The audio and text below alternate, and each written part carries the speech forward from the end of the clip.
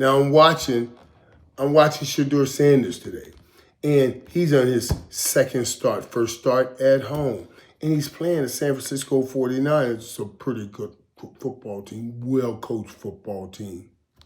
Well-coached football team.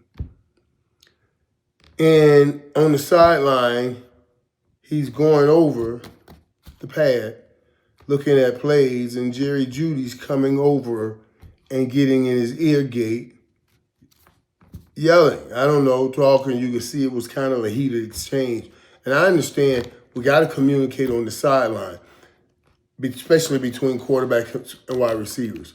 But I'm flabbergasted with the knowledge of, with the understanding that I see missing with wide receivers. Like, I don't understand why they can't understand. Like, the quarterback's not your bitch. You can't come and talk to this man any kind of way. Yeah, we got a problem here. Let's discuss it. Let's talk. Where do you see something? Okay, I didn't see that this time. Oh, I'll look at it this time. Or whatever. But all that, like you have to put somebody in. Come on, Jerry Jeudy. Last week he threw you a ball. Beautiful ball. You caught it, but you were doop, doop, doop, doop, dancing around, and things went down. I didn't see Sheduer come up in your face and say a word.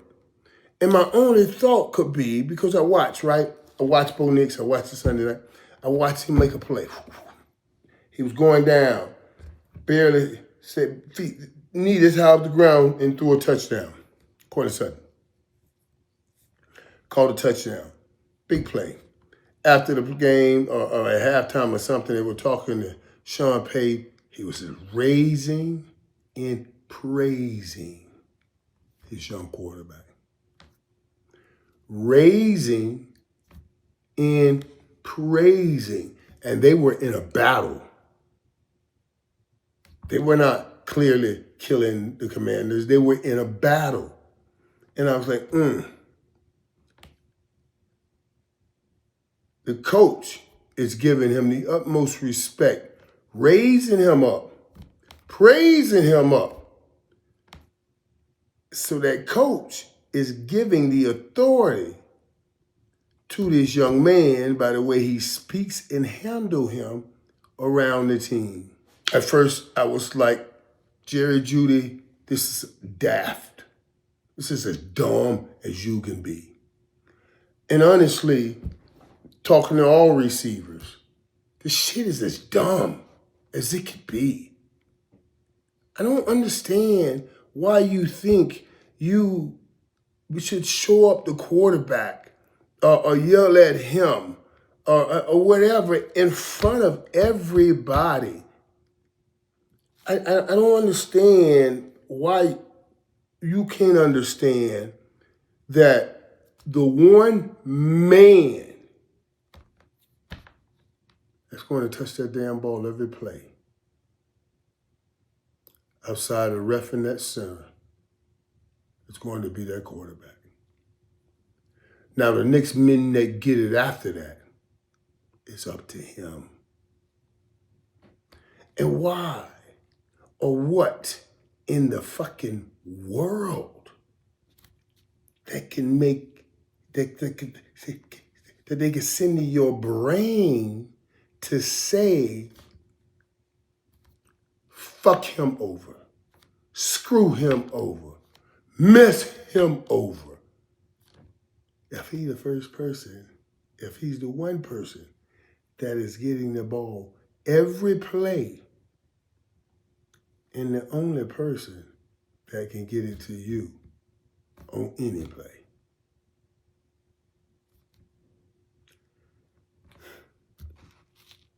When I saw it, I said, it's just daft. It's just dumb shit.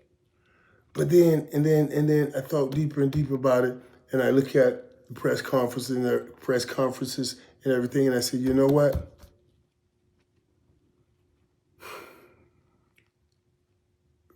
There's an indicator here.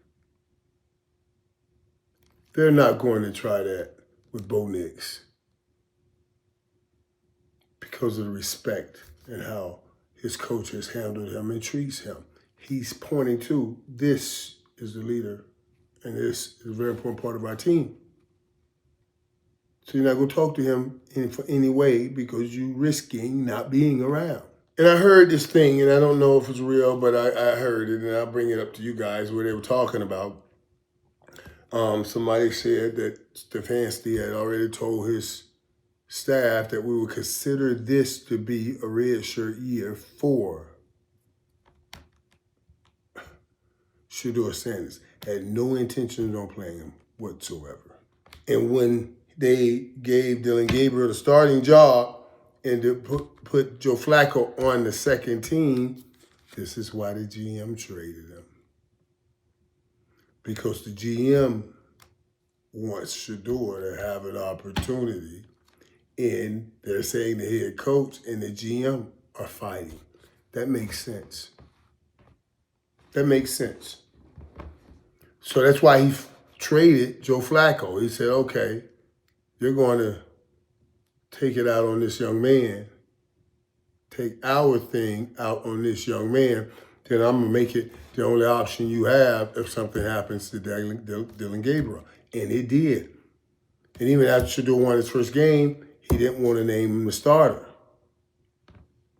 But, of course, after he lost the second one, he named him next week's starter. You see,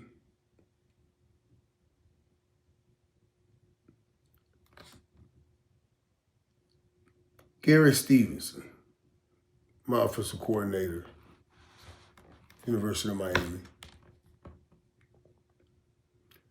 would always say to me, Michael, we can't get you in. We can't get you involved without the quarterback. He said, with that in mind, I always want you to approach him with that in mind. I don't care how great you are at playing wide receiver. I don't care how fast you are. The ball has to go through his hands first. And I just don't see in any world where you, in any way, trying to demean the man like that is beneficial for what you're trying to get accomplished. Come on, brothers. Yeah. That's all I'm saying.